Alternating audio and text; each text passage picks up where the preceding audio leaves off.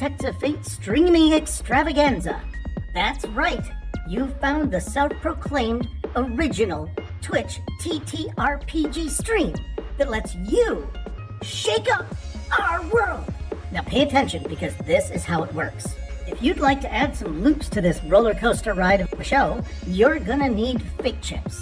Now these magical loyalty points can be earned just by watching, following, hosting, subscribing, or just engaging with us in the chat. It's like free money, Pete. With your fate chips, you can use your powers as an architect to heal your favorite players, summon items that will make their adventure a lot easier, or a lot harder. You can even make players say or sing outrageously silly things. Think of those possibilities. But wait, there is more. You can also toss our unsuspecting heroes into random encounters that will leave them sweating, strategizing, and questioning their life choices. All it takes is a quick redeem command in the chat. You choose the item or action and the player you want to mess with, and we'll take it from there.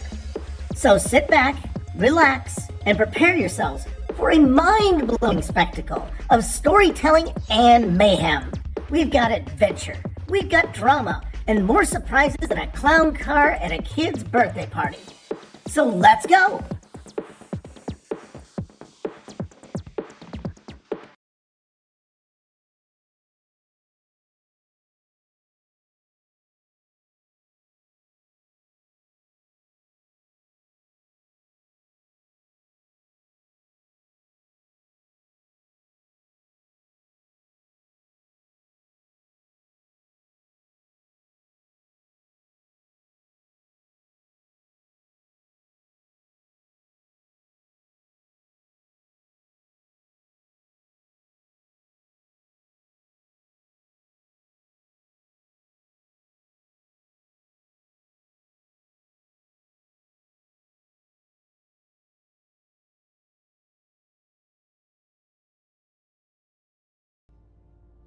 Hello, everyone, and welcome to Dungeons of Drakkenheim. We are the Architects of Fate, and you too can join us. There it is. Yes. I literally, like 30 minutes before the stream started, said, "Hey, we got the mixer. I had to put that in. I'm dumb. Let's go back."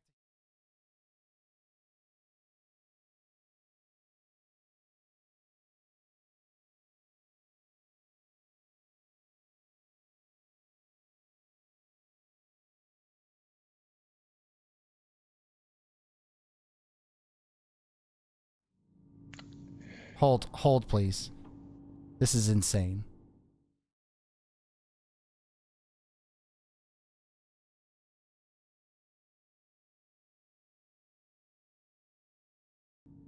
Well, we're gonna go around and we're gonna introduce everybody, and we're gonna fix the audio as we go around and introduce everybody. Apparently, joining me today we have Simon playing.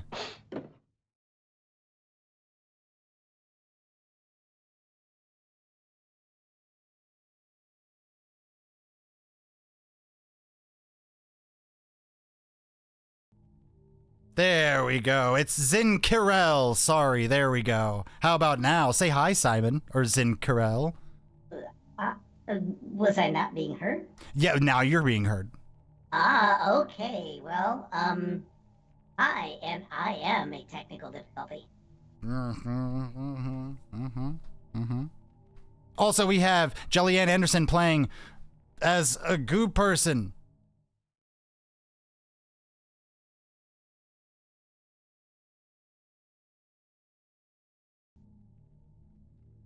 All right, say that again. I said, hi, everybody. I'm excited to be here. Wonderful. Jellyanne Anderson is playing a plasmoid College of Creation bard. Oh, you know what? I didn't tell you what Simon was playing. Let's go back there. That one works. He's playing an Eladrin wild magic sorcerer. Sorry. And then we also have... Nobody knows I'm a sorcerer. We also have Slayer playing Ermius.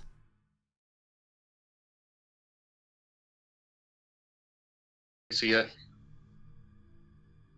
Now you can. That's. You're good. Yeah, I'm Mermius. I'm a warforged artificer. Going back and revisiting my old stamping grounds. Yep. He desperately wants a rocket launcher, is what I'm being told.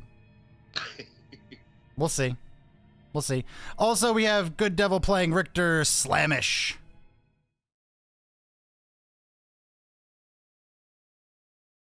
Apologies that you have to hear me. I'm just here to get paid. Hey, Pachi, thanks for the sub. 28 months. That's awesome. Hey, actually, you know what that means? That means I think we have a train coming. I think we have a train. What kind of train? I hope it's a choo-choo train. God damn it, I was just about to say that. No, we don't. We don't have a train coming. Oh, maybe we do. There's Felix with a sub, 32 months. Woohoo! Oh, anyway, here we go. And we also have, last but not least, Merc Puppy playing Liam McStababitch.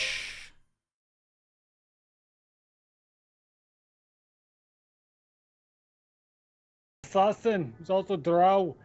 I'm from a land far away from here, and the culture's kind of shy compared to mine. On a separate note, any of you seen a fella named Adrian? Looks a bit like myself. Keep me posted. Yeah, looking for Adrian. Looking for Adrian. All right. Well, now that all of those scenes have sound. Wait a minute, I didn't check this one. Hey, look, everybody, you get little pictures too.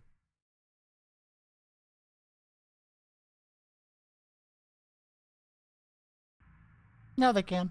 All right. Well, now that that's over with, we find ourselves in the land of Westmar, where almost a decade and a half ago... Oh, that was not what I wanted to do. God dang it.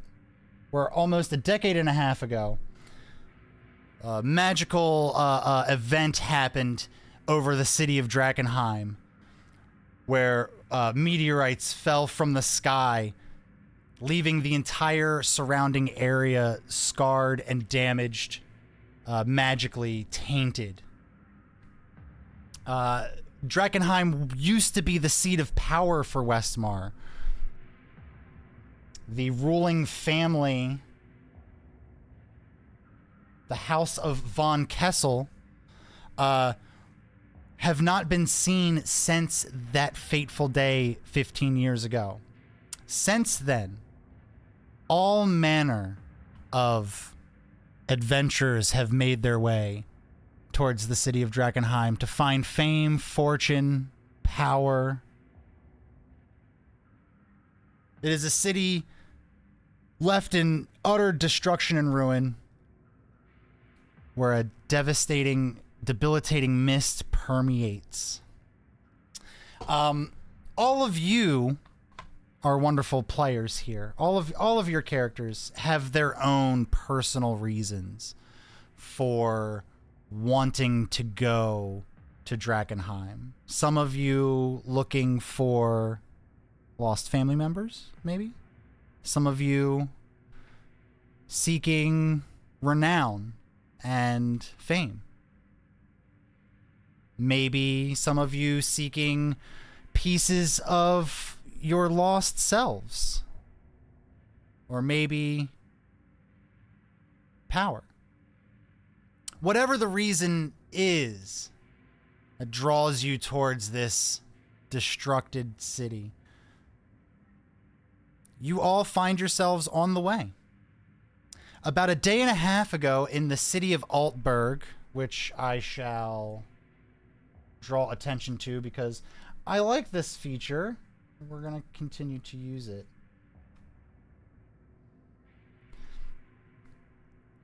A fellow by the name of Aaron Marlowe. Lean, mid-40s, got shoulder-length brown hair. Keeps it all underneath of a leather cap, with wearing a slightly shabby woolen traveler's jacket and very well worn slacks. Wandering around the city of Altberg looking for adventurers willing to protect this caravan of supplies headed towards Emberwood Village. Emberwood Village being the only bastion close enough to Drakkenheim for adventurers to lay their weary heads after a day of traversing the dangers. He offers 25 gold and passage, all for keeping it safe along the road. The law kind of has dissipated in this time of upheaval, essentially. So he relies on people like you. About a day and a half goes by, no real events happening along the road to Drakkenheim. Aaron Marlowe sits atop one of the caravans being pulled by two large draft horses. And sitting atop this caravan, I'm assuming all of you are kind of perched at various places wherever you wish to find yourselves. And Aaron Marlowe just kind of is driving along. So, what brings you all to Drakkenheim? I mean, I know so many people come through looking for stuff, but what brings you guys here? He kind of like looks over. Who's sitting in the seat? Who would be sitting in the seat next to Aaron Marlowe? Is it comfortable? It's kind of comfortable. Jellyanne, you have something to say? I would probably be excited to see everything on the way and sit up there probably. Okay. There's enough room. There's enough room next to Aaron Marlowe for about two people. Right next to him, eagerly is this plasmoid person who you all have been introduced to yesterday as someone who doesn't really quite remember who they really are. There's also enough space at the on top of the caravan for, I would say, probably two more of the larger members of the party. Just trying to figure out where everybody is.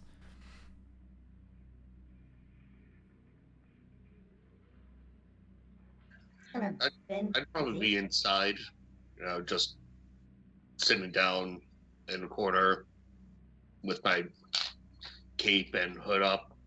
Just creeping. What time of day is it? Yeah. You can say that.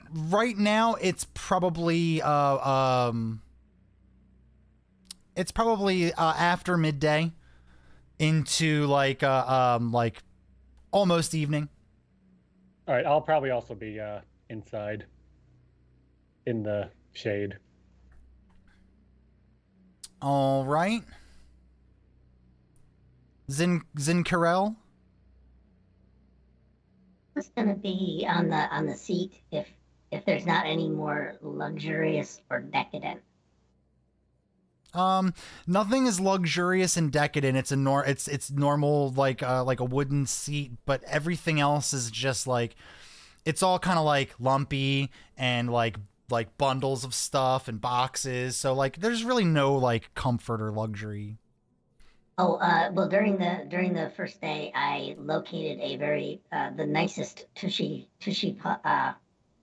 little pillow that I could, and I will sit upon that and upon the wooden bench. Okay. And be trying to bend his ear. Last but not least, we have our Loxodon, Richter. I'll just be sitting at the backside of the caravan. facing the road that we've just passed. Okay. Perfect. Now, so back to Aaron Marlowe. Now that I know who he's talking to, he's looking over at Goo. Well, I will, until we have a better name. And there's reasons for this. Just just roll with us, chat. Roll with us. He's looking to Goo and to Zin Carell. So what brings you guys going to Drakkenheim for?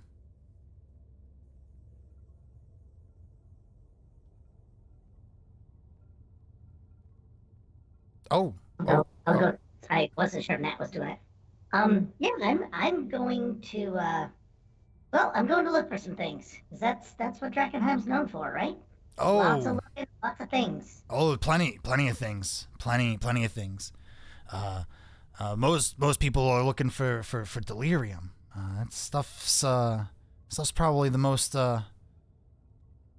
potent stuff out there. I mean, Yeah, wasn't there a thieves guild that got wiped out in before the cataclysm? oh, I mean, I'll bet they have lots of delirium. I bet they have a delirium mine. are you talking about well, if I don't really pay too much attention to what was going on before because there's so much going on now, but the Queen's men are probably the thieves you're thinking of now. They run the underground. Oh, okay. Because I am a thief and want to do thief things. Oh, well. Other thieves. I'm a good thief. I mean, a good thief. I don't judge. I don't judge as long as you know you're not stealing from me. But yeah, I mean, when we get to Emberwood Village, I'm sure there's plenty of people sneaking around there that work for the Queen of Thieves. Who is this? Who is that then? Oh, I've never met her myself, but she's supposed to be the one in charge of the Queen's men. Oh, 'cause that would be the Queen. Oh, they're all her men. So that's progressive. 'Cause you have a woman in charge. It's very progressive. Yes, very much. Gonna look around very awkwardly because now I don't know where this is going. I'm gonna look at the goo. What about you? How about you, Gooper? Well, since she can't actually speak, she just kind of pulls out her photograph and just kind of points to it.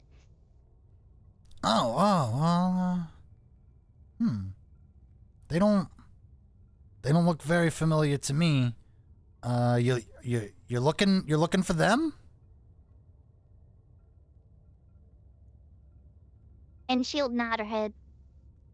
Well, so many adventurers come through, and I only see so many of them because I run these caravans back and forth. So, maybe they came through, but you're liable to find some kind of answer when we get to Emberwood Village.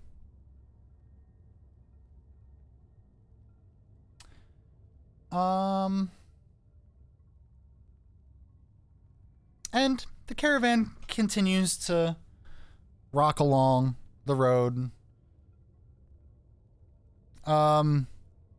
Inside the caravan, are you two like doing anything? It's a big caravan, but it's crammed full of stuff, so there's not like a whole lot of room for you guys. There's enough room for both of you to be comfortable, but not like far away from each other. Are you guys like talking to each other? Or are you trying to keep to yourselves and just like squeezing as far away as you can from the other person? Like what's going on inside? Let me know. I'm just minding my own business. I'm not trying to be interacted with. Keeping to myself. I'm covered up, like trying to disguise myself. So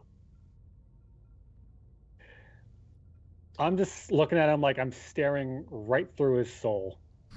I was about to say, like, I In assume silence. I assume Liam cares not that he's in there. So, I sort of just want to look up at him, so he just sees my eyes. Just because I have that one background feature. oh yeah, that people can kind of see how like something. So when do you make eye contact, Liam? Sure. Okay. When you peer into Ermias's eyes, you do get this chill that runs up your spine, and for you to get this chill is something. And you just get the feeling that something terrible happened to this guy in the past. And you can see that he's troubled by it. And you could tell he's definitely trying to hide it too. I scooch away from him just a little bit. I'm gonna look back down and continue my rest state. All right. And Richter, by his lonesome on the back, anything you're kind of doing while you're looking back here? Oh, well, you can never have too sharp of a great axe, so I am taking a whetstone and just it's kind of like my anxiety toy. We're just gonna keep stroking it, testing its edge, and keep stroking it. All right. Now I need to take a look and see. Since this is my first time really managing all of your characters, I have to learn everybody's passives. So let's see. Ooh, goo person. Okay. Well, it would make sense that Richter would be the last person to notice this. Okay. Where do we see our passives? Intelligence is a dump stat. It's gonna be on your character sheet. It's gonna be right underneath your saving throws. So it's on that left-hand column. It's the second little box down. Okay, gotcha. Those passives. Mm-hmm. Okay, so Goo, you're the first person to notice off in the distance on the road. There seem to be some people. Let's roll. I'm gonna roll for Aaron. He has advantage because he does this all the time. Okay, yeah, he sees In it. the meantime, I'm gonna tug on Vincarel's arm and point him out. Perfect. Yeah. As you so here's what happens. At the same time that you notice, Goo, that those people are in the road, you notice that Aaron Marlowe kind of pulls back on the reins slightly, and as that is happening, you grab Zincarel's arm and point out the people off in the distance.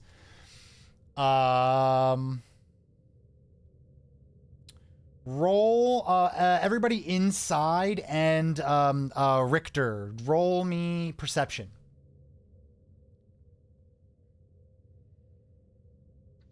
Wait, inside? Yes, everyone who's inside as well. Yep.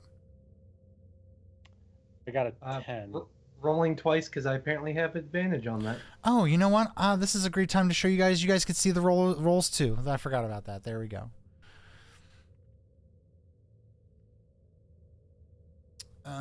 So we've got 10, 17, 18.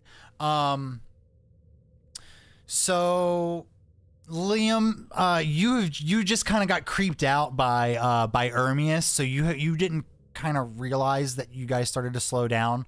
But Ermias, since you're kind of like focused inward, you definitely notice that the speed of the caravan is slowing down. And since you're outside, Richter, it doesn't take much for you to realize also that the scenery's passing by a little slower now. And it's slowing down even more. easy for you to turn around and look and now see some people standing up in the middle of the highway. I'll take it as a cue. I will hop down from my seat, put my whetstone back into my bag, and just move to the front of the caravan with my great axe over my shoulder.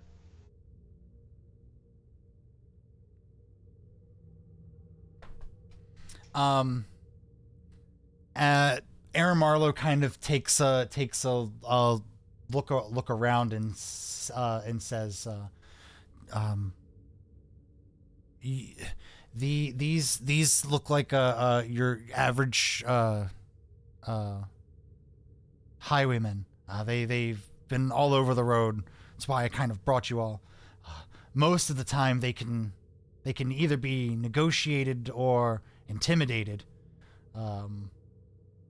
So take that for what you will. Oh, there Like are heading for the intimidation strategy right now, sir. easy to scare, are they? Most of them value their lives more than coin. How far away are they? They were little dots in the distance when they were noticed, but they've gotten bigger. You guys are probably another like minute from actually being close enough for words. I have a question. Yes. I'm guessing there's like foliage like along the sides of the roads. There's like trees, bushes, and stuff. Yes and no. The closer you all get to Drakkenheim, the more of the tainted land there is. So it is thinning. But there's enough out there that you could see. Even if there wasn't like foliage, you'd be able to see like dead trees and stuff out the windows. All right, I'm going to hop out the back. I'm going to go dive into the side of the foliage and try to creep up along the way in case bad things happen. Okay. Roll me a stealth check. I will make it not at a disadvantage, even though they're standing right there watching the caravan. That is a dirty 20. Ooh, that's nice. That's nice. Okay, you miraculously make it. You find the perfect spot to kind of like slip out and not be seen. And there's just enough broken foliage and dying or dead trees that you can kind of hide behind each one stealthily as you make your way closer and closer. Anyone else want to do anything in preparation? Yeah. I mean, I'll probably get up and then move to the front. Cool. Okay. Or actually, no, I'll move to the back. And, or can I move to the front, take a peek, and then move to the back and ready to, like, hop out? Sure. Yeah, you've got enough time to take a peek before you get to where you want to be. Also, can you ready spells?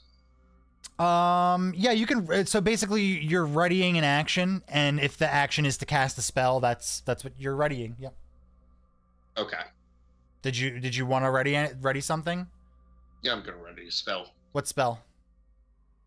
Fairy fire. Gotcha. What is the trigger? So what is going to be the cause for fairy fire to come out? When they pretty much initiate hostile action. Gotcha. So if they initiate any combat, if any hostile act from them, then you cast fairy fire. I'm assuming on the group. Got it. Perfect. Yeah. Easy enough. So it pretty much lights them up, which I'm gonna light them up in blue. Cool. And pretty much any attack against them has some advantage. Perfect. For any person. That's going to be great for Liam. He loves attacking with advantage. Also, can't benefit from being invisible. So they can't turn invisible. Perfect. Okay, cool. And I don't think they have that ability. Perfect. Okay. Okay, I was You wanna do a bit of a setup? Sure, If I may? please. Am I aware that Liam went where he went? Roll a perception check, and it has to be good. Yeah, okay. Because he rolled a dirty 20. You rolled a dirty 20, Mhm. yeah. I rolled a dirty 18. Oh well. So I have no idea where he went, but How about this? How about yeah. this? I'll give you a good compromise. You notice that he's gone, but you can't see him. You don't know where he went, but you know he's not in this immediate area. I'm gonna make a presumption given how I know him from a day. Sure, yeah. I'm gonna hop down next to what are all your names? Darn it. I'm gonna hop down next to Rickdor. And I'll say, hey, you wanna give me a chance to convince them of the error of their ways before you show them the error of their ways? Are you convinced that you can? No, that's why I want you nearby.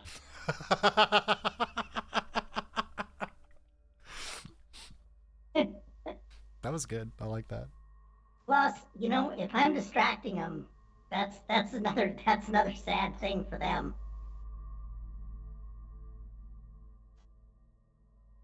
If you would like to try, I believe I would find it amusing.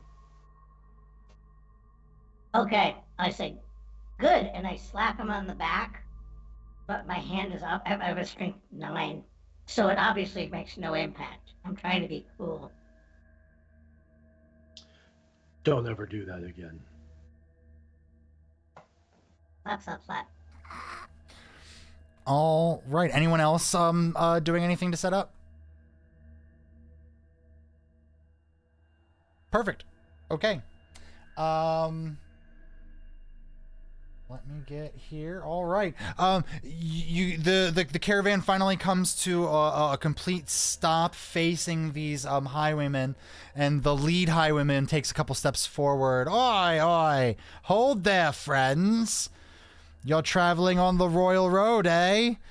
In these troubled times, it falls to loyal servants like ourselves to keep these highways free of reprobates and outlaws, eh?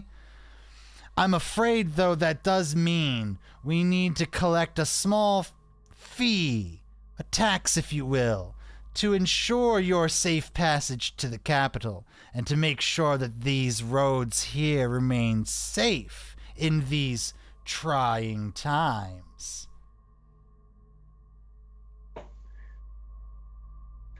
I just want to say, regardless if I hear them or not, I have my short bow ready to let loose. Got it. Yes, Goo.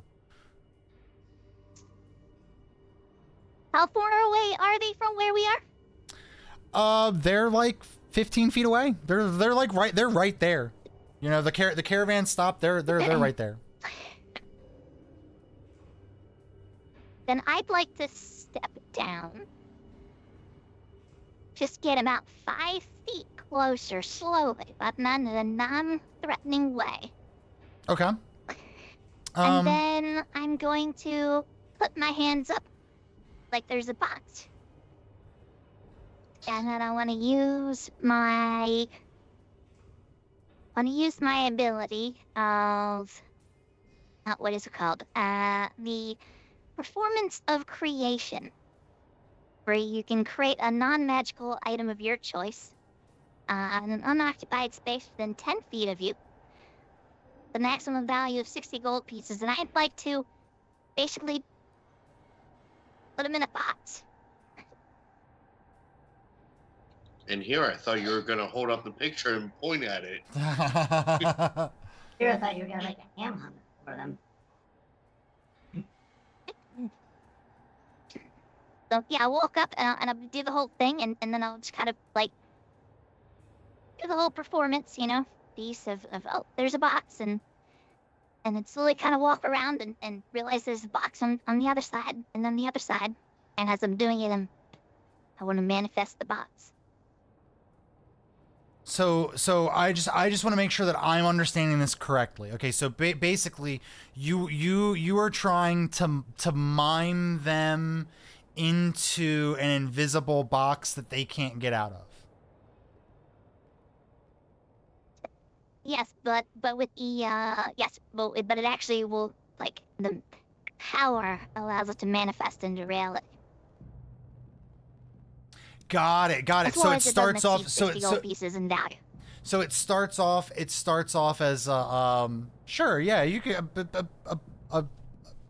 a box, a giant box, 60 gold. Sure, yeah. This is not how I envisioned this encounter going. I'll be 100% honest with everybody here. I thought it was gonna be intimidation. Wasn't expecting sweet talk. Oh. I don't know how you're gonna do that. So all of them, are all of them gonna be in the box, or just the leader? Are you creating a room out of? I guess that depends on how many there are. Yeah, I think there are 5, right?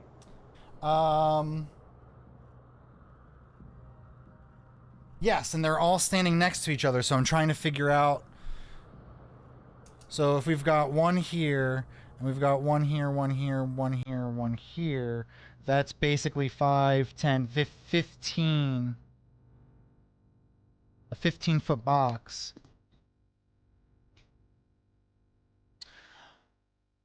Remember, we're filling the area, not circumference. Different equation, buddy. Area. Okay, so here's what we're doing. Highs or lows from goo.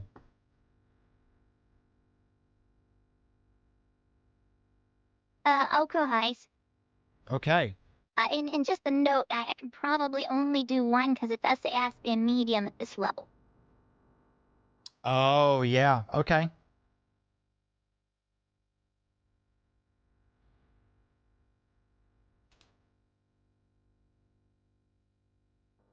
So we're gonna say you got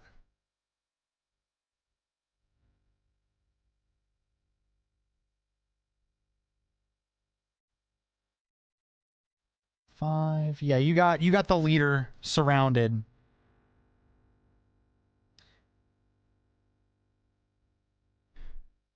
In a box. And it will kind of give it like the panic, like, oh, what do we do? What do we do? The remaining bandits look at you all and go, "Hey, what are you doing? What are you doing to Bogdan? Don't what are you?" He's the let's see. The one that was to the left of the leader is gonna step up in front, and he's gonna start getting close to you, Goo, and go, "Hey, what kind of crazy mime shit was that? What are you doing?" Is there enough I'm space? just gonna point the box in. Was hoping to talk to somebody before all that kicked off, but it's a little late now. You can step in now. Bug, is that okay, or do you want to go ahead, Good Devil? Yeah, because if that's what's happening, Richter will step up and, is there enough space in between Goo and that bandit for him to kind of self-insert?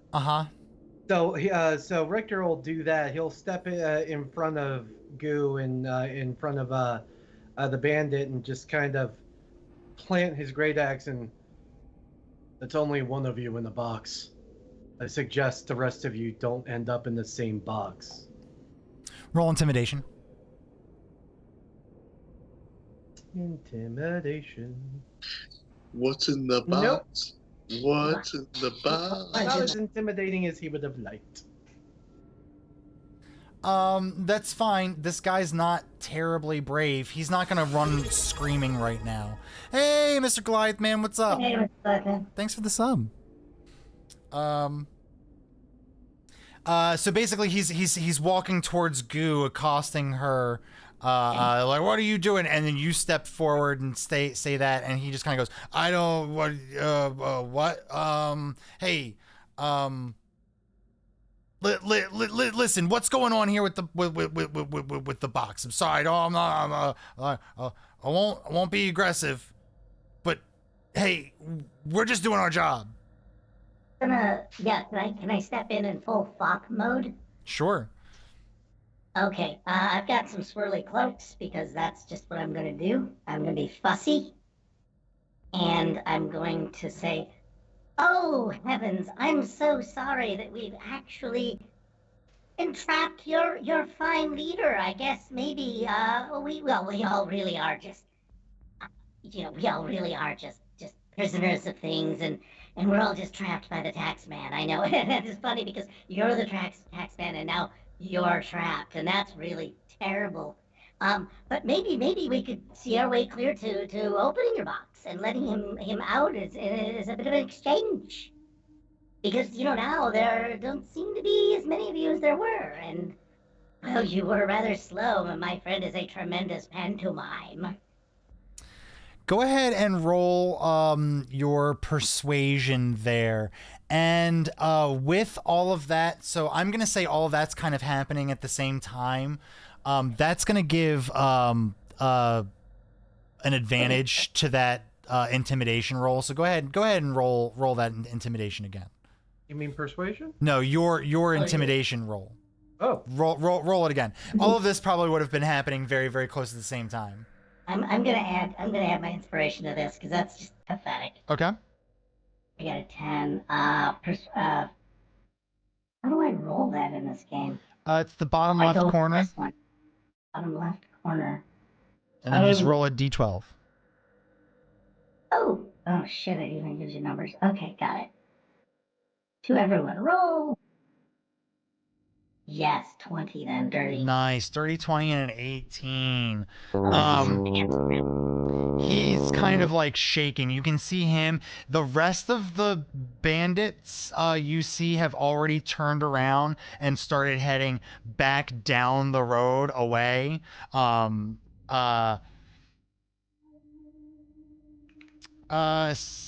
kind of like looks around and goes, "Yeah, okay.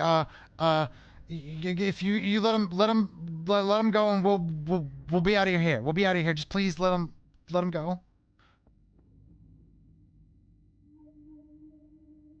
Oh sure. I mean, Well, hold on. What are you willing to pay for your leader back? Oh, I thought the agreement was we didn't tax you, and you went on your way, and we went on our way. Consider this a tax refund. Okay. He reaches into his pocket and he pulls out 25 gold pieces, and it's in a bag, and throws it. He's like, here's the last people who passed here. You you can take that. Just take this, please. Let Bogdan go, and we'll be gone. We'll be gone. Produce a receipt. You have an invoice? I have an invoice. And he's physically in a box, yeah? Like Yes. a box. This seems like enough, and Richter will just push the box over hard enough that it breaks. So hopefully, the hope being that the bandit leader is a little, woozy when he's getting up and rethinks his life choices. Let's see. Goo, the stuff that this it's just a normal box, so in theory it would work. Perfect. Okay, awesome. So you reach out and push the box over, and it just it hits and shatters into this it basically, because it was there and also wasn't there, it shatters into a bunch of pieces that just become invisible and disappear. Bogdan kind of slowly pulls himself up, visibly shaken, and his cohort comes up to him and goes, Bogdan, we gotta get out of here. These guys mean business. I mean, they put you in a box. That guy's a giant elephant. I mean, they're gonna kill us. Bogdan goes, oh, okay, let's go. Okay, you guys, be safe. Be safe on the Royal Road. I use sneak attack on the leader. I was wondering if Murder Hobo was going to come out at some point. Hey, at this point, Here we go. I'm gonna need rolls. We're gonna resolve this sneak attack, but I'm gonna need initiative rolls. As a dumb stunt thing, can I be holding out the piece of paper as he turns away? Can I be holding out the receipt, because I'm figuring an arrow is going to be impaling it to his back. Sure. Yeah. I'm totally fine with the flavor of that. That flavor, like Pringles. All right. There's only 2 of them left now, so let me roll. I'm gonna roll, but they're both gonna take their turn at the same time. Who am I waiting for? I'm waiting for Goo and Ermius. You didn't get my 15? They both got it. You got Ermius has a 15, Goo has a 25. Oh, there it is. It's up there. Never mind. Yep, I see him. Okay, I see him. cool. Okay, so we've got Goo taking the lead. Then we have Zin. Then we have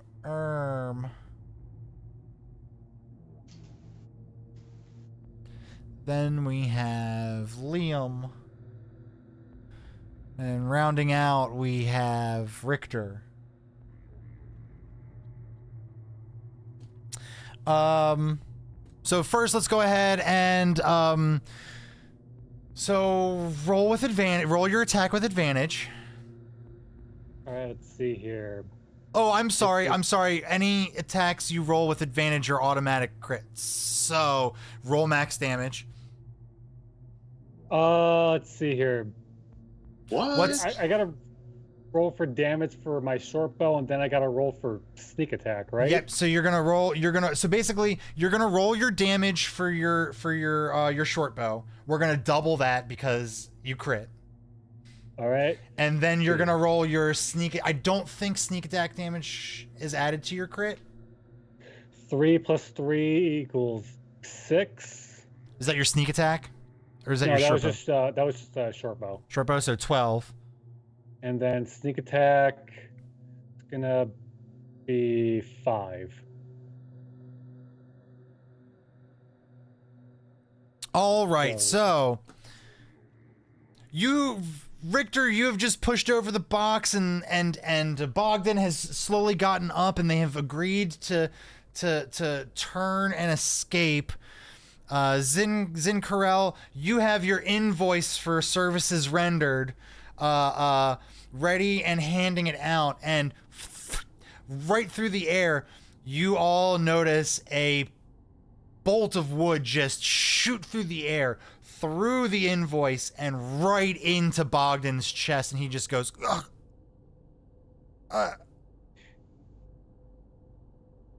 I didn't pay for this. And he drops down to his knees and falls inward, pushing the arrow further in.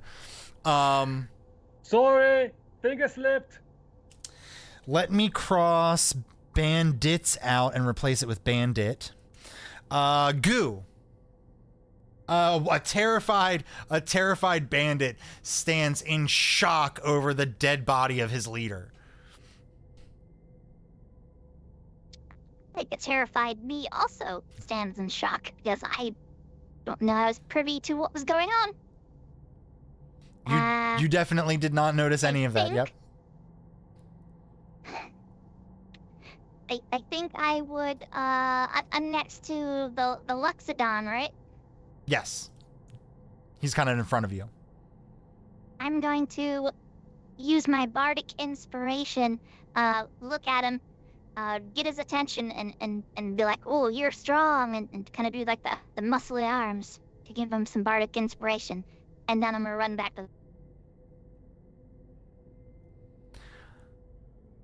Do you feel inspired?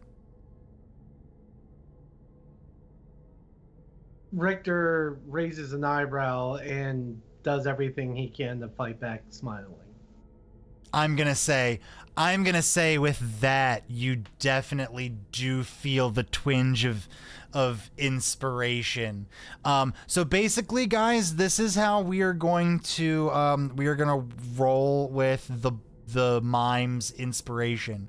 The mime has to kind of make you aware of what's going on here. It's gonna be tough. It's not always gonna work, but it did this time. Yes, Richter. Were you trying to say something? No? Oh, okay. So if memory serves, Bardic is a bonus action. So are you doing anything for your action?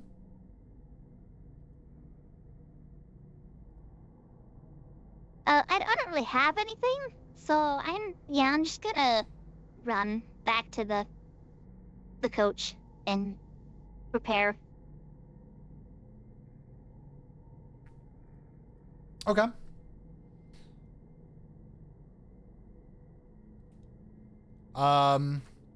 Zenkarel, you outstretched arm were once holding a piece of paper. Now you are not. To be unflappable as shit about this. Also, Liam, could you flash your mug again? Because apparently it's getting chat riled up. No, other mug. Yes.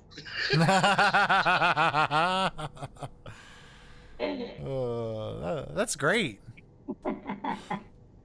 It's a Stein. All right, so what I'm gonna do is look at the other bandit, who is retreating, and I'm going to say, you are, and try and get his name out of him.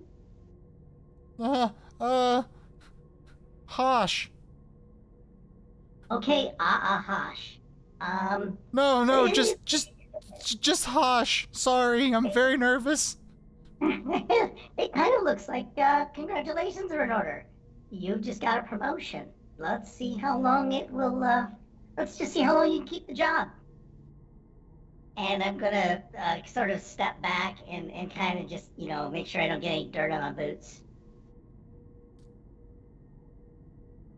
because I know murder is coming next. Unless I don't know if we want to let him go. Oh, I'm sorry. You should have had fairy fire thrown out there. No, because they didn't initiate combat. Oh, yeah. You know what? That is true. They haven't even had a chance to attack yet. Nope. Yeah. Well, Zin, if there's nothing else that you are going to do, I'm going to go ahead and pass the buck on over to Ermius. Is that okay? I'm set. I am all set. I just wanted to put in a joke and let the chips fall where they may. Perfect. Ermius. I'm gonna step out from the back and come alongside to join up front on the left side of the cart, just to show presence. That's it. All right. I think everybody everybody wants this to happen. Oh my god. Honestly, Here we go. It might not make it to Richter. That's the thing. Okay. Bandit is going to roll a constitution check. If he fails this constitution check, he is not able to move because of fear. He got a 3. That is not good. He is just basically just white in shock, can't move. It was flight or fight, and he chose neither.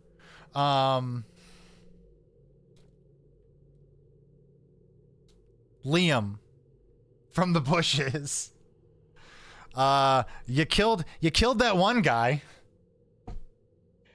And I'm gonna try and kill the other guy. I'm gonna try and do another sneak attack.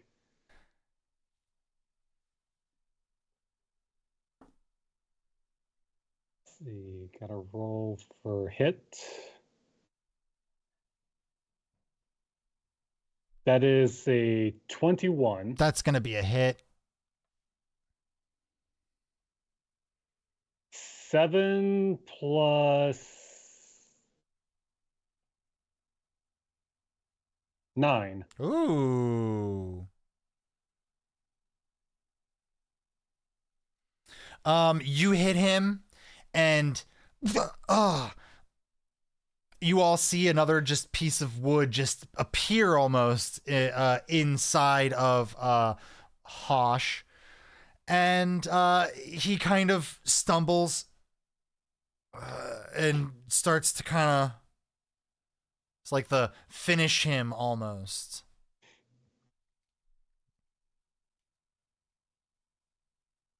Richter. Well, seems like you're having a bad day. I think you've had enough, so if you wish to live, I suggest you run. Now. Is he even able to? He looks at you and goes, what? Run? And he goes to turn and kind of stumbles. He does not look like he knows where he is. He's losing a lot of blood. Either you do it or it's gonna happen on its own. Oh, I lament when it's not a challenge. But my blade thirsts. Shit. I guess we'll finish the poor bastard off, since one of my party members had to go and cripple the poor kid. Yeah, and he has a very low AC right now. Not that it mattered. 21 will hit. 21 to hit. And 1 damage will do it. well, he got 13, so he's 13 types of dead.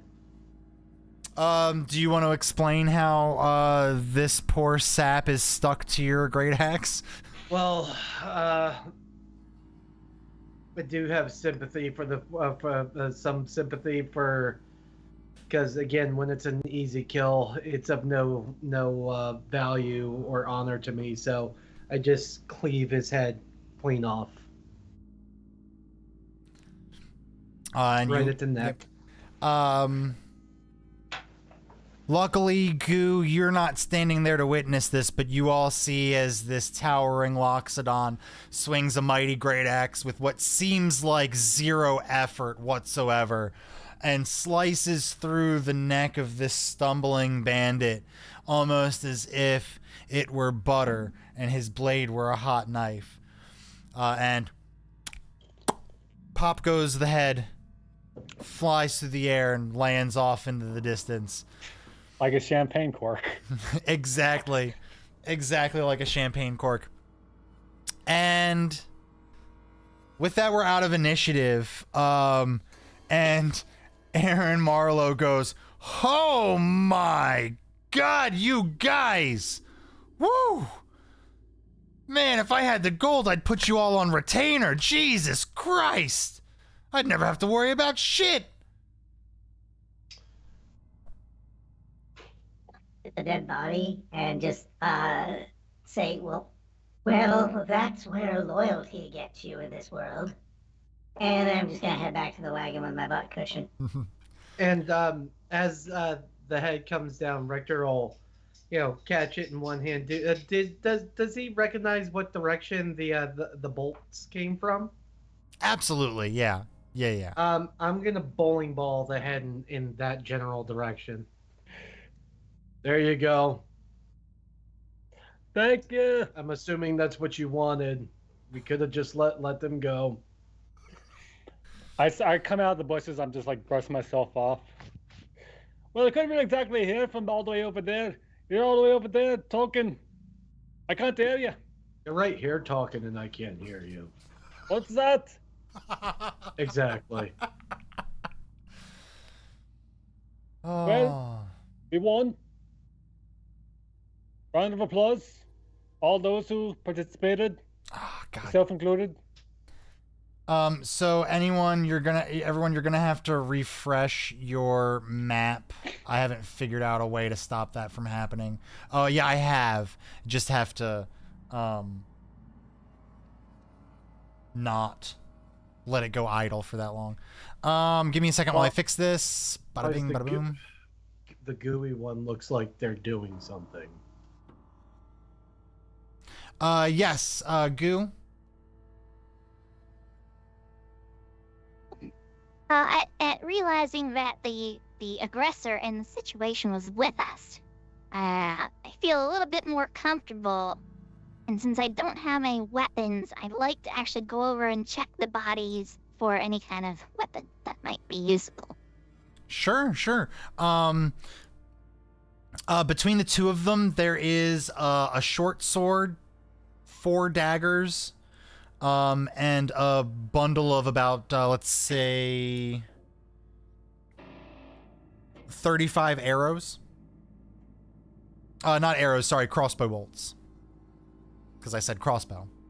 Well, there's 2 arrows right now. Well, yeah, there are also 2 arrows, slightly used. Unless anybody stops me, I'm gonna take the crossbow, the short sword, and the I'm just going to get back to the cart. arrows. And as we all return to the cart, Richter is gonna open the bag of gold and go to each of his colleagues and put 5 gold in their hand. All right, everybody, make sure you add 5 gold on your character sheets. I am not going to track. I'm going to try to help track your items. I am not tracking your gold. If you forget to add your gold, oof. Come on. Nope. Still a bit stupid. Why are we getting gold again? Because you shook down the bandits for 25 gold before you mercilessly murdered them. Right. Okay. I'm saying you in general. I was gonna say that I hope that was the royal you because Oh, I am the royal you. Before I'm assuming we're all getting back on the wagon, right? Yes. Aaron Marlowe's gonna go, oh man, that really sucks though. We were making really good time. We were probably gonna get to Emberwood Village before before nightfall, but I think we're probably gonna have hand crossbow. What do you mean that took us all of 2 minutes? Yeah, well, now we gotta move the bodies out of the road. The horses need to be calmed. The I'll move the bodies. Sorry, go ahead. The body that Richter dropped, he's just gonna punt into the ditch next to the road. There you go. Road's clear. Yep. I'll move the leader, and I hold Mike from under the armpits. I drag him over to the bushes. I pick his pockets for whatever gold, and might have a little lunch. Highs or lows? I'll go high. High. Hey, he had 2 gold pieces on him that weren't in that weren't with the other bag. So you found 2 gold pieces. All right.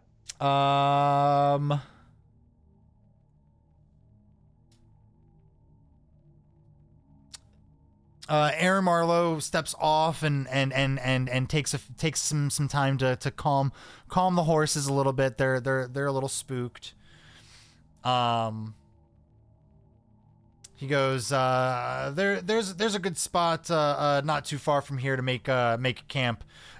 We'll get to Emberwood Village before midday tomorrow. Don't you worry. And y'all get paid. Trust me. I have a feeling I know what happens to people who don't pay you guys. I think I got a front row seat. These guys did pay us. You know, that's really making me feel really concerned now. I wasn't before. If you wish to slow the journey, that's fine, but do expect me to charge for overtime. Don't worry. We'll be there before the 3-day mark. I promise you. I was also wise enough, apparently I've decided I was wise enough to retrieve the receipt from the body that it was nailed to him. Sure, it's stained in red and has a hole directly in the middle of it, but you've got it. That's okay, we'll use it for the next guy. Yeah. What'd you say? Sorry? I said you could have left it as a calling card. I kind of don't want something pointing back to us right now. I mean, I'm going with cowardice as opposed to a calling card. So I'm gonna. My wisdom is like to just kind of hide my involvement. That's my handwriting. I mean, we need a group name. We could have been the Taxmen, but go ahead, fuck it up. All right, I'll take it all back. Or the IRS. You're the IRS. Alrighty then. Well, so after a little while longer, the sun starts to set, and off on the side of the road you see a well-worn place that looks like a lot of wagons have made camp and rested here. An old fire pit with the ashes of a once roaring fire, ironclad reckoning society. And Aaron Marlowe kind of parks the caravan and gets out and moves the ashes and starts building a little fire and goes back to the caravan to start getting some supplies to start making meals for everybody.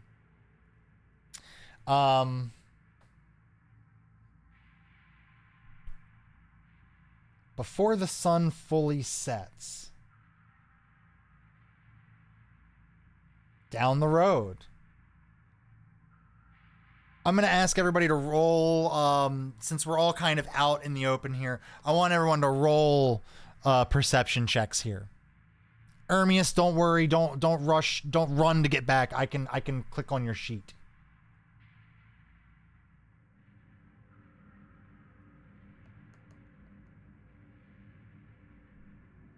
So far, Ermius notices. So does Goo. So does Zin. Why not? Oh yeah, you do. I don't know why I keep cutting it off and not looking at the full game log. I don't know why. Yeah. Liam, Ermius, Goo, Zin all notice a group walking up the road. This does not look like the highwaymen. These people, upon closer inspection, appear more decked out like you guys, like adventurers, armored, wearing, well-worn stuff, weapons. One of them kinda looks like they've seen better days. The other two kind of helping him along. And Aaron Marlowe looks up and notices and goes, "Oi, what's going on over there? You guys, you guys okay?" And they kind of stop and look and go, "Yeah, we need to rest. Oh, we've been trying to get away from the foul stench of Drakkenheim." And Aaron Marlowe goes, "You adventurers saw a little too much, huh? Yeah. Why don't you guys rest here tonight? Because the sun's about to fall. It's gonna be dangerous out. You guys can stay here with us. Trust me, I've seen what these guys can do. You're safer here than out on the road in your state."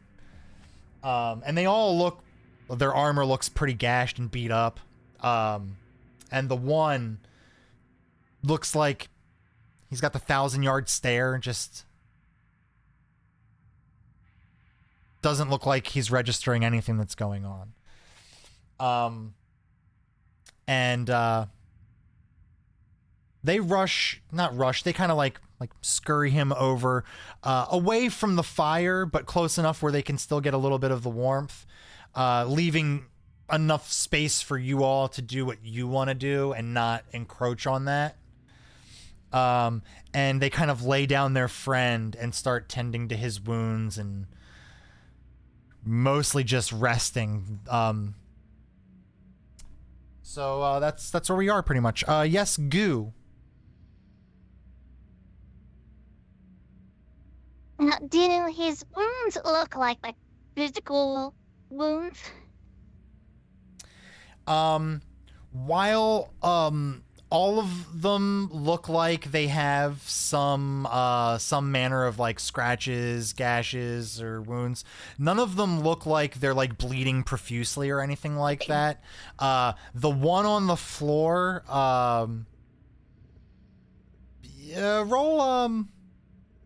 roll investigation, or I'll say or medicine. Yeah, either one. Whichever one's better for you. I think they're both the same. Alright, we'll do investigation, you said, right? Mm-hmm. Oh, okay. 18. 18. Whatever ailment that is afflicting this gentleman that's laying down is not physical. I kind of want to point at him and do the shoulder shrug, trying to listen to ask what's wrong with him. Let's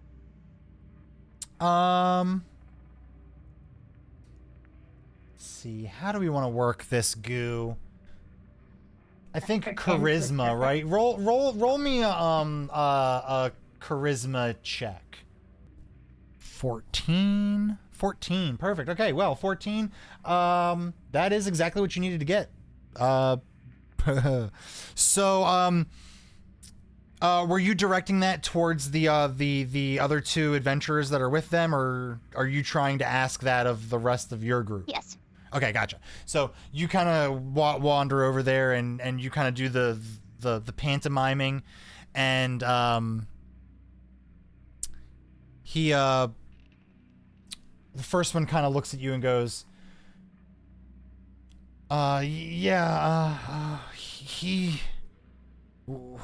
we stayed in the city too long. I think he got the contamination, but we hoped we could get him out of here quick enough. We weren't prepared. And the other one looks and goes, we definitely weren't prepared. And they both kind of look pretty beat and worn. I'm gonna say this conversation's loud enough that you all can hear it. They're giving you your space, but it's not like they're a mile away. Kind of under his breath, Richter will just go, huh, amateurs. I'm gonna roll for both of them to see if they hear that. He did not. He did not either. Okay. Can I go over toward them? Sure. I go over, I squat down. I look at him like, hey, I see y'all are kind of in this shit situation, but mind if I ask you two fellas a question? He goes, yeah, I guess. What do you need to ask? Listen, I'm sure you've been to that place longer than we have. We haven't even been there yet, so you already have more experience. But let me ask you, you seen a fella who looks a bit like myself? Looks a bit older. Face is wrinkled up like a railroad map. Skin ain't that smooth like a baby like myself. Probably has some grayer hair, unlike me. You, but older? Yeah, he's a family member. Goes by Adrian. And you seen the fella. Both of them kind of look at each other and then look back at you and go, oh, we weren't there very long. It was our first time in the city. And the mist came out of nowhere. There was nowhere we could go. There's nowhere we could run to. And then they both just kind of sit there and stare off into the distance. So that's a no. Neither one of them answer you. But Yeah, you assume that that's what that means. But you two are perfectly worthless. Thank you. And I get up. Oh, wait. Anyone else?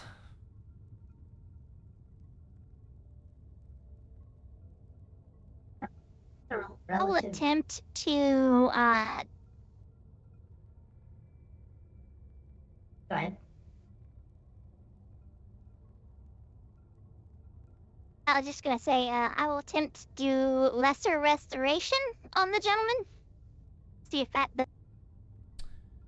All right, let me read lesser restoration.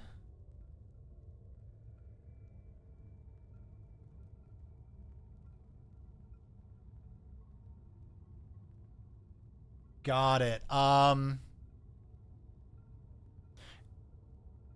Go ahead and roll me an Arcana check.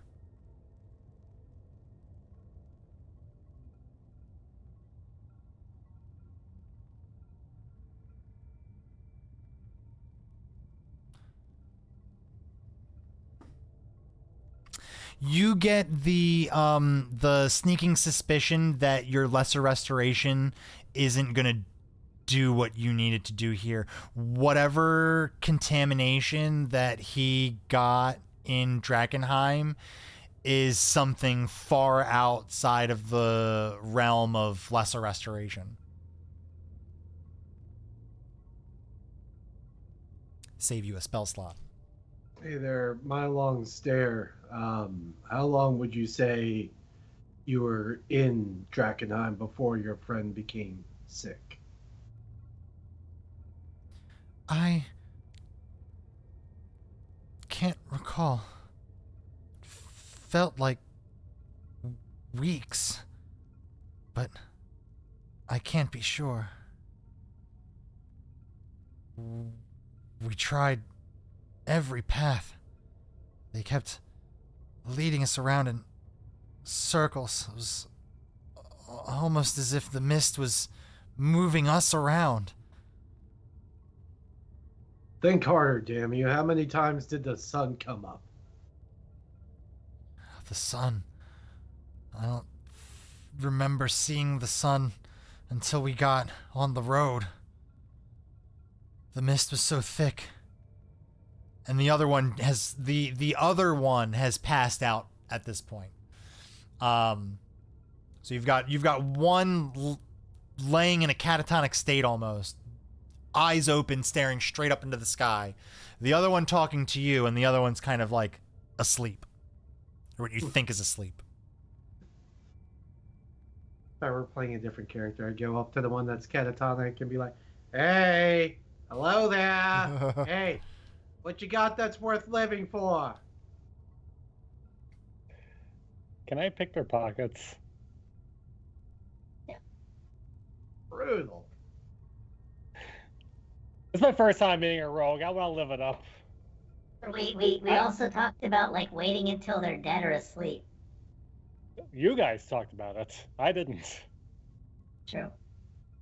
Well, I'm gonna ask the guy about where are the best? It seems like maybe there's some extra spaces open up in the local places to stay. Where did you all pull up? Was it nice? What is the nicest place there? I'm just gonna ask for fucking a kayak recommendation. We stayed. Let me find the name of it. Where is it?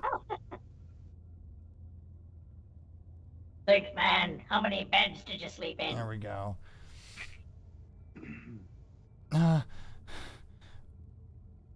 We were commissioned. Our benefactor paid top coin. We stayed at the Red Lion Hotel. He spared no expense.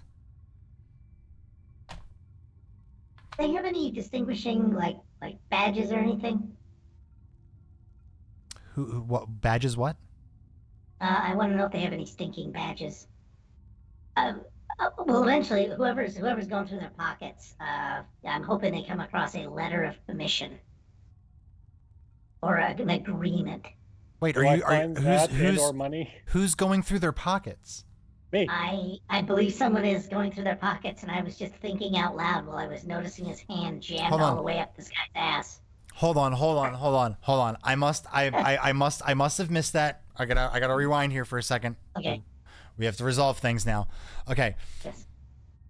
So, which one are you trying to pickpocket right now? I'll start with the one who's asleep.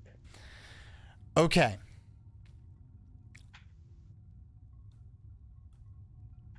I'm going to need a sleight of hand. All right. Shit. I rolled a 3. I see that. I take it there's no advantage because they're asleep. You have inspiration. You do have inspiration. I'm gonna have to use my inspiration. Okay, that's a 13 plus 5, 18. Quick interruption, but I ain't the beer cold. Nice. Okay. He needed a 20. He did not get it.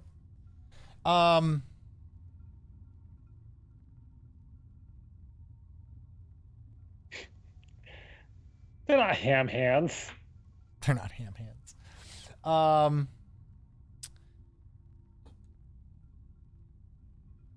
13. Total of 18. So here's what happens here.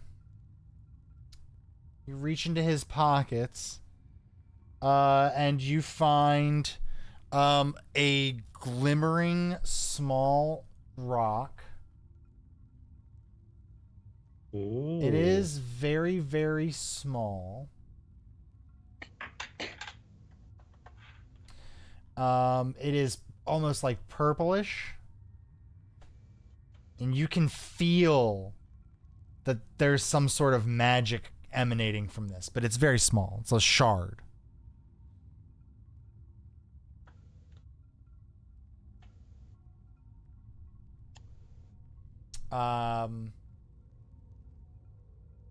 As far as his pockets go, there's really nothing else. He doesn't have any coin.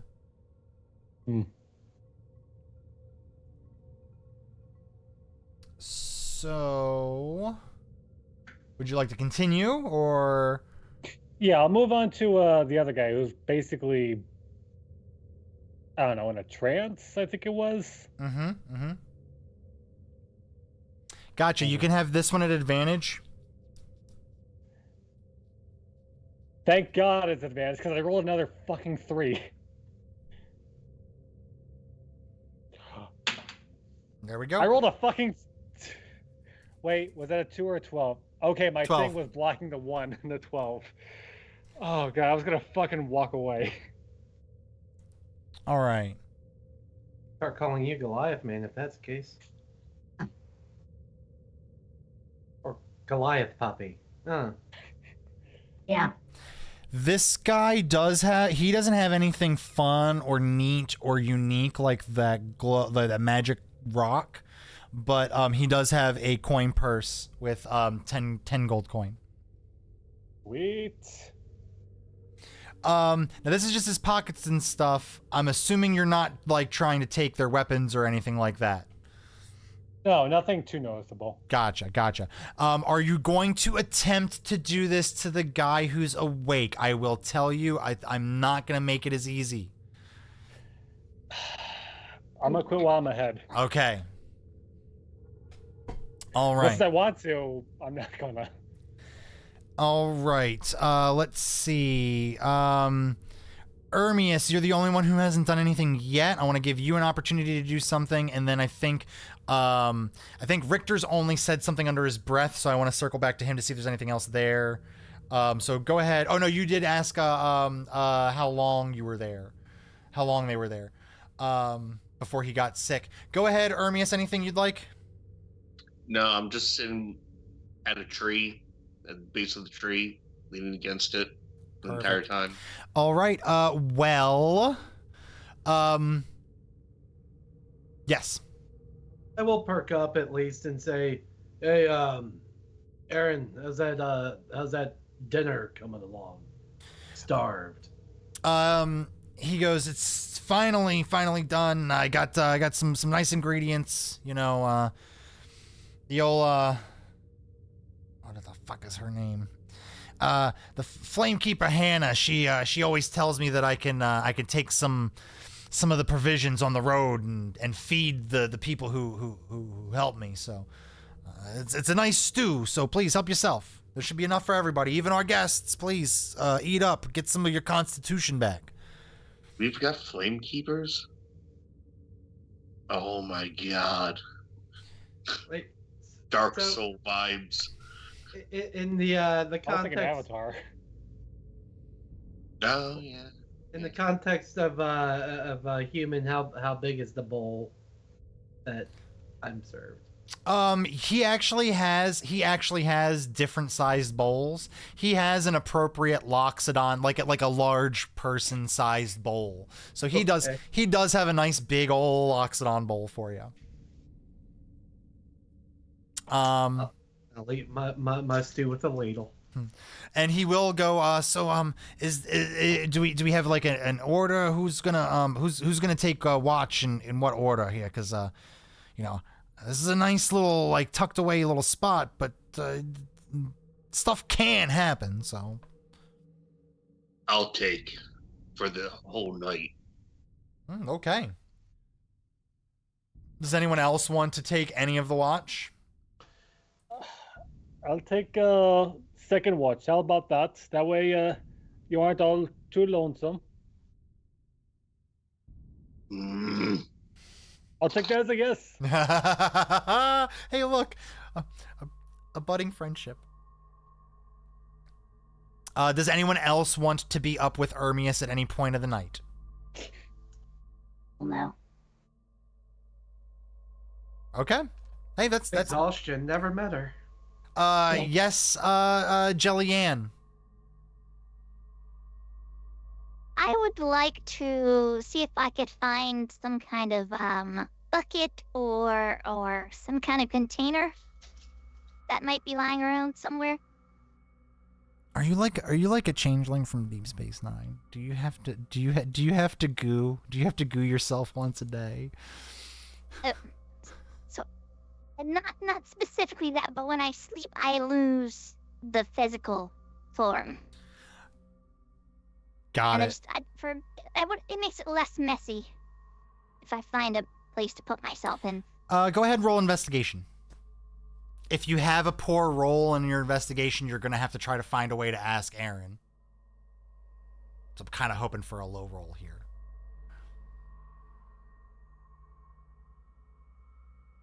Yeah, I mean, yeah, you find a bucket you feel like is big enough. There's so many like tools and stuff like hanging on the side of this wagon. A bucket's not going to be too hard to find. I think as they level up, they're gonna need a bigger bucket. I love it. Could just be a bucket by gold piece. It has to be so many gold pieces value. All right. Well, yeah, I already used my ability to create my own, so.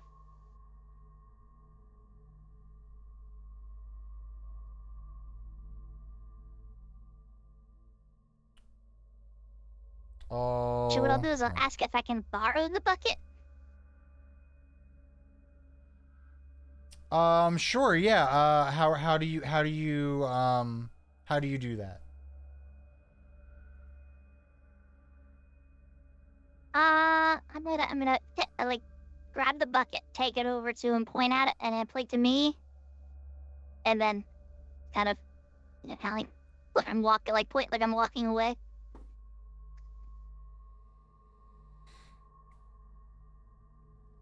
All right, he rolled a natural 1.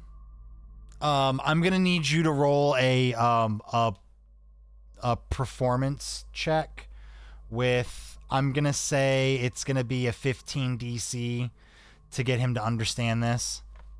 Gosh bang it, I did it again.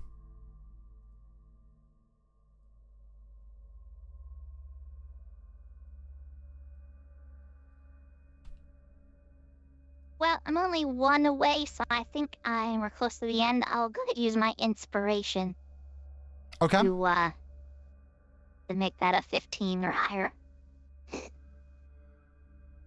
I don't want to show my gooiness just yet. I'm very conservative. A conservative goo.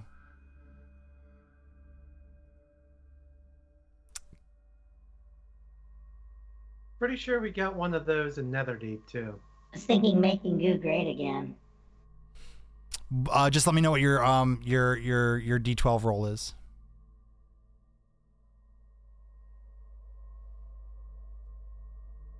Oh well, it can't be lower than a 1, so I didn't even bother to roll. Oh yeah, you're right. You're 100% right. It can't be lower than you're good. You're 100% good.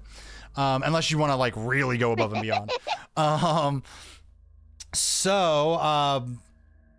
He goes, "Oh yeah, you need a I've never met someone like you. I don't know what your deal is, but if you need a bucket, I'm not gonna ask questions. Just clean it. Bucket. Clean it when you're done." Yeah, I won't wait around for any kind of follow up to that. I'll just take the bucket and go find a quiet spot to. Perfect. Okay. Unless there's anyone else who's gonna do anything else, we're gonna do the night phase here. It was just weird, Simon, because you leaned into the mic like you were about to say something, and it made me feel like you're about to. Okay. Anyway, the first part of the night goes off without a hitch. Ermius, you're just kind of like keeping watch, and Don't forget, I still have a glitch on me. I know. So this is a good time to throw something out there. Oh, believe me, I know. I was waiting for you. I forgot about it during the battle. Completely forgot. But I didn't do anything. But now I'm here at the point now where I'm like, this is the first chance you've had. Right before it's time for Liam to wake up to keep you company, essentially. Something happens. But unfortunately, Ermius, you were a little overzealous. You were a little bit more needing rest than you thought. Now, don't forget, I'm Warforged. Oh, God, fuck. And I was resting on the cart before. So you got okay. Here's how we're gonna glitch this. You have no idea why. No. You have no idea why. Damn it. But you get insanely bored. And for whatever reason, you think to yourself, that drow's about to wake up. I'm gonna go for a little walk. And you've never done this before, but something just inside of you compels you to stand up and slowly start to walk away from the camp. So, Cat compels you. also to remind you of background, and certain demons or spirits. Oh, I know. I'm not trying to throw all of that at once. I'm trying. We're gonna get to the haunted one Don't you worry. I have plans for that.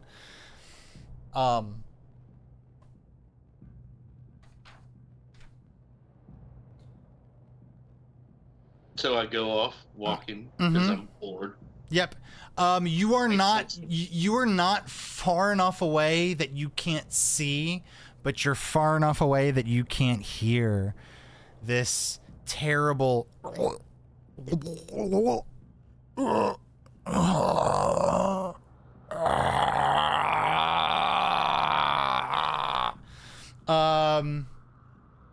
but it is loud enough to slowly wake the rest of you up. As you are slowly opening your eyes and kind of like hazily looking around to see what's going on, you notice that where that one person was once laying, now a honking mess of tentacles undulating is just laying there in a ball, making pained, labored sounds as the two compatriots of this once person turn and go and I'm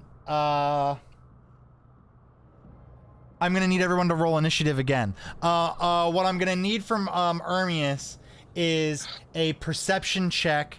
12 or higher gets you invited to this battle because you heard one of these screams. Less than that, you still don't hear. I'm assuming this is at a disadvantage with the glitch. Well, as a Well, matter of fact, no. the disadvantage just got redeemed. It's not the glitch was you being compelled to get up and walk away, but Mr. Goliath Man really wants you to have disadvantage, so you have it. So what's disadvantage again? Roll it twice and you take the lowest roll. Take the lowest. Mm-hmm. So Okay. that's good. That's good. That's not.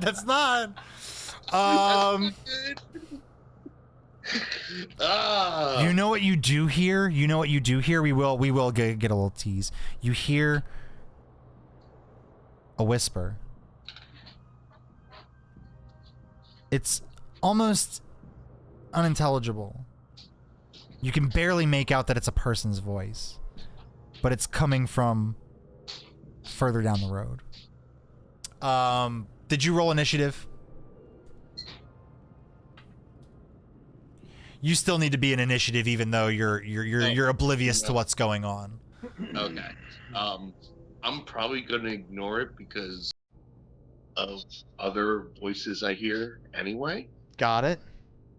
But there's my initiative. Okay, so for initiative here, we've got the compatriots. They're at that, and then cool. That's gonna be fun. Goo. Yes, I hear someone saying something. Just for funsies, because we're getting to the end, I'm gonna add my inspiration to initiative. Okay.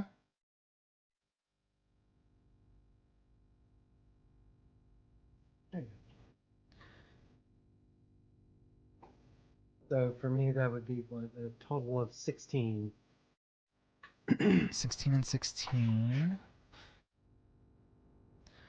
Richter and Zen. And then we have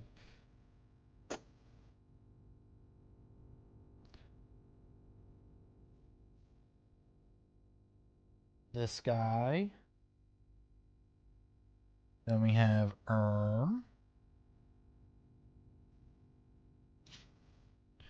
Where's my fifth one? Who am I? There we go. That's perfect. That's Leon. Okay. And bringing up the rear.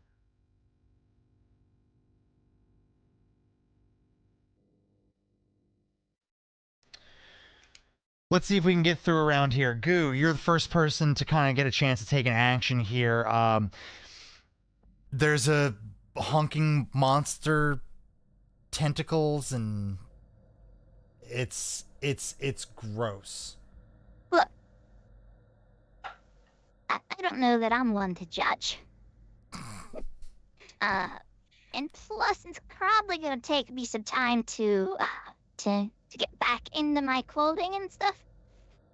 So my first action will probably be that before I start running out to see what's going on. I will give that to you, since that's something that you pretty much have to do in order to like sleep wake. I'm gonna give that to you as a bonus action. So if you still want a chance to do something as an action or a move, I'm fine with that. But that is up to you. I guess who is nearest to me then? Of my companions. I'd say they're all you're all pretty much around the fire. So I'd say you're all pretty equidistant. You get the sense that Richter is the next one ready to get up and do something about this.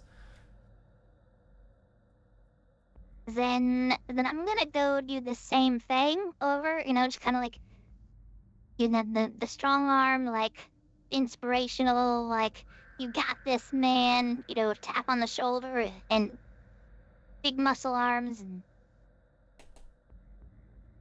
and refresh my memory, at level 3, Bardic is a D4.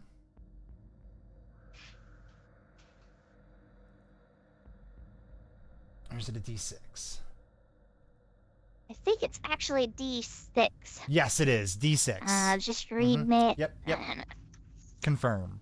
And I actually think I have, I think my moat also triggers as well. The moat of potential. Oh, yes. So when granting a creature bardic inspiration value, summon a moat of potential, which comes in the form of a little origami bird that flies around you and orbits you. So a little origami bird grants you one of 3 things. Yes. I am going... ability check boost, attack roll boost, or saving throw. Yes, so when you use when you use your bardic here, depending on what you're using it for, you can do one of those 3 things. I put that in chat for you. That's for you, Richter. So Goo's doing that. Richter. Oh. What's going on? Well. That idiot was supposed to be watching. Now I'm awake. And diggity dangy. I'm getting angry and I'm gonna rage. All right. Richter is raging. Please. So that's your bonus action. And I'm gonna stand up, pick up the old great axe, and I don't know what it is, but it's ugly, and I don't like it. And I'm going to try to cleave the thing in half. Is there any traits of the creature that resembles what he was when I first saw him? You can see like in the mass of tentacles, like bits of pieces that could be like humanoid body parts, but they're so disconjointed and not where they're supposed to be and disproportionate. And it's just all in a sea of undulating tentacles. Okay. Yeah. Bonus to the damage roll. Okay, I'm learning how to barb. So. Yep. The biggest thing you want to know at this point is if you want to reckless attack or not. Since it's the first time you're attacking. Well, I think so. Since I just have been woken up and all I see is ugly tentacly in front of me. Yeah, I'm gonna be a little bit reckless with this first one. Perfect. Ah! So you get this at advantage. 22 to hit. Perfect. 22 definitely hits. Go ahead and roll your damage. Remember, you get +2 melee damage when you're raging. Yep, so that's gonna be a total of 12. Perfect. Okay. 12 points of damage, and it hits, and you hear like the wet like slice of the battle axe hitting the tentacles, and you can see them squirming more and more. Yeah, rages exactly the second they wake up. Is there anything else you'd like to do? You moved, you actioned, you bonus actioned. You're Yep, good. everything I could do except like, not before my coffee. Zin, you are finally starting to wake up a little bit. Didn't have the best spot of dirt, so it took me a while to figure that out. Well, I will get up, and well, this is all a mess. Is Merc awake or not? Liam's- Yes. Liam is awake, and you kind of get the feeling that he's probably going to be ready to do something here soon. He's getting himself up. You're already up. He's getting himself up. Yes. Okay, I'm so sorry. Just because and if you say snooze, you lose. Cool. But the bardic inspiration, the attack roll target, and each creature of your choice, has to make a con saving throw DC 15, or take thunder damage equal to the number rolled on the bardic inspiration die. I'm fine with that. I'm fine with that. Go ahead and roll. Let's see, con save. I'll do his con save. He gets +0 to con, so he needs a 15. He got an 8. That is not going to do it. So go ahead and roll an additional 4 damage. Additional 4 damage. Where did I write his damage? Oh, it's up here. He had 12 damage done to him. Sorry. Okay. I'm sorry now, Simon. Zin's turn is upon us. well, I want to kind of get a sense of the situation, and do I recognize this creature? Basically, I want to do like gather information and not act. So I want to kind of know whether I can surmise that this was one of the dudes. Go ahead. I'll give you a free insight roll here. Okay, I got an Arcana too, but Sure, yeah, whichever one's better for you, Arcana or insight. I'm fine with that. barely by 1, so I'm gonna suck it down. This is going at it based on Arcana, so your answer will be in the form of Arcana. I rolled a 5. Ain't no way that's really happening. The only thing that you surmise from this situation is Freak Monster is being attacked by Richter right now, and the other 2 guests of your caravan are screaming. Hey, I'm just gonna. I'm not gonna do an attack or anything. I'm gonna prep my dagger, and might eventually get to Blooming Blade, but I'm not gonna do anything until next round. I'm gonna say you're gonna have to roll on the wild magic table eventually.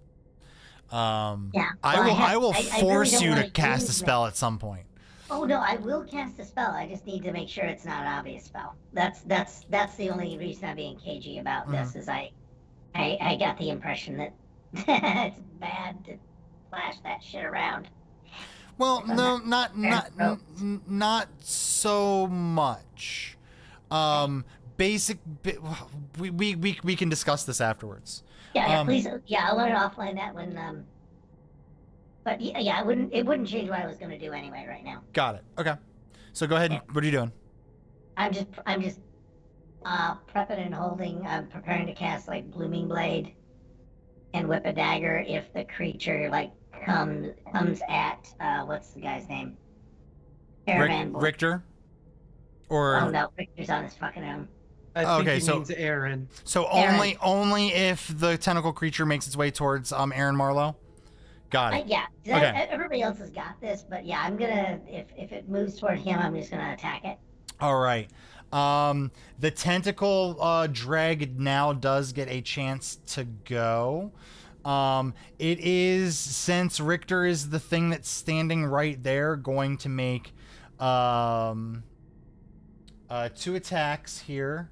The first one is a few of the tentacles reach in to the mass of tentacles and pull out a spear and lunges the spear towards you.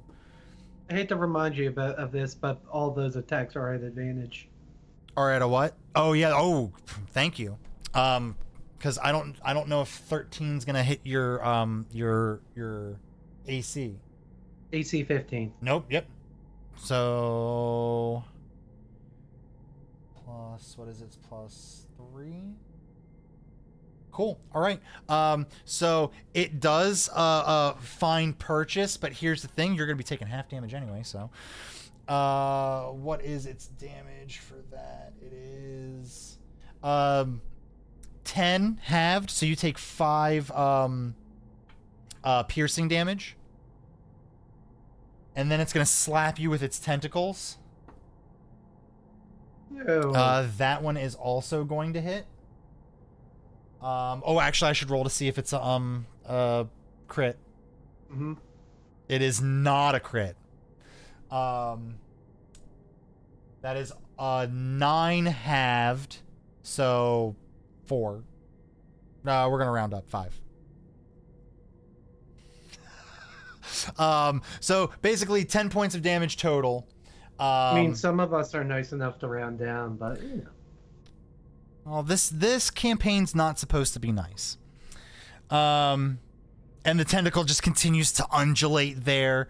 Go ahead, give me a quick, cheeky perception check. This is gonna be 15 DC. Oh, Bam Lee rating! Hey, you're here for the culmination of the end of our first encounter, our second encounter. How was the stream? Hopefully there was soup. Hopefully there were fish. Perception. Hey, Ermias, you finally hear something. You thank goodness. you were close enough to get yourself into ranged weapon territory this turn if you want. Excellent. I'm gonna charge in, pull my gun out, and I'm firing. So anyway, I started blasting. Go ahead and roll your to hit, please. Bam.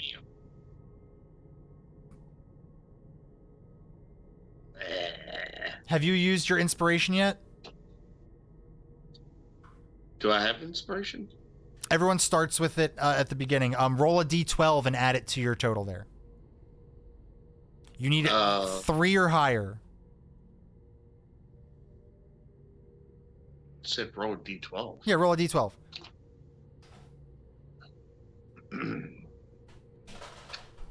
Love the Raiders. Thank you guys for checking us out.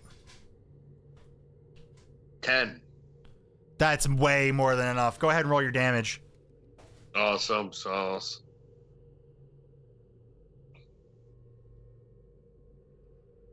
And as all this stuff is going on, you all hear a loud bang, and a smoking hole now resides in this undulating mass of tentacles, and you just hear its and all the tentacles stop moving at once. And the adventurers look at this mess, and you see one of them kind of go down to his knees and put his hands around this just wet tentacle ball and starts going, "Foss, we couldn't save you." Oh. Aaron Marlowe looks at you all and goes, "The contamination must have got him. Contamination. Sad to see. Yeah. I'm trying to sleep here. Shut up. Oh, looks like the fire was getting pretty low anyway. I'm gonna try and take the remains from that other adventurer and toss it in the fire. Oh my god. That's gonna stink. I could just Absolutely. Absolutely. You pick up the the dead hunk of tentacles, and you pick it up and chuck it into the fire, and it just goes and billows of black smoke go straight up into the air. Nice and warm. Now I can go back to bed. And I think that's where we're going to gonna end it. I'm gonna toss my quip. Go for it, please. As I walk back to my very the cleanest of the dirt, I'm gonna look at Liam and go, "Oh, do wash your hands." And then I look at the burning, hulking thing that he used to pick its pocket. Yeah, so that's my meaning. Hope you wash your hands. Well, I hope you did too, because oof. So Chad does love don't they? You know. So thank you all for joining us for our inaugural episode of Dungeons of Drakkenheim. I'm gonna sit here and tell you all about the rest of the things that we do here this upcoming week, so that way you can make yourselves aware. Definitely join our Discord, especially all of you new raiders out there. We do all manners of tabletop RPGs throughout the week. So no matter what flavor of stuff you like, whether you like sci-fi, whether you like dark horror, whether you like fantasy, we've got all of your bases covered. Hell, you like rippling biceps? There's Conan. But hey, let's go ahead and talk to you about that. Tomorrow is... I didn't have it pulled up. I'm so bad at this. Here we go. Tomorrow. That's Bad Horse's Evil League of Evil. Hey, I was telling you about all the different stuff we do. If you like something that's just not like any of the stuff that I described, tune in tomorrow at 8:30 for Bad Horse's Evil League of Evil. The PC supervillains are in a spaceship. That spaceship is damaged and on a crash course with Earth's atmosphere and surface. That's worse than just one, I think. Will it be miraculous? Will it be a miraculous survival? Or will they all die ingloriously while appearing as pretty little shooting stars to the good people of Earth, humbly stargazing, but also cold because they didn't wear a warm enough jacket, and the person they're with likes stargazing so much more than they do? Friday, Cookie Trek will be off. They will return the following week. So make sure you tune in for that one. I can't wait to see what cookie they have in store for us in a week's time. It's going to be great. Sunday the 7th, 9 p.m. Eastern, we're back with Tomb of Annihilation, Dancing Shoes, a quick escape from a false tomb, a short-lived encounter with a magically conjured and much-hated man from Netherwinter, a deal with a Dow, and a horrible toad-like creature contained by a pentagram of salt. What do these have in common? Well, they're all things that happened in the last episode of Tomb of Annihilation. Now, Jaeger is dancing his life away. Literally. Join us next time to see how the party breaks the curse and continues their path of chaos through the Tomb of the Nine Gods. I can't wait. I can't wait. I also cannot wake because I need sleep. Fuck you, Irving. You're getting it. You're gonna get it. Monday, Star Trek is back with Back in Business. This is where I would try to read hard to pronounce names. It is in chat. That's chat. That's helpful. You have Skype. You have I chat. do. 8:30 p.m. Monday, the 8th. Hey, that's solar eclipse day. Mhm.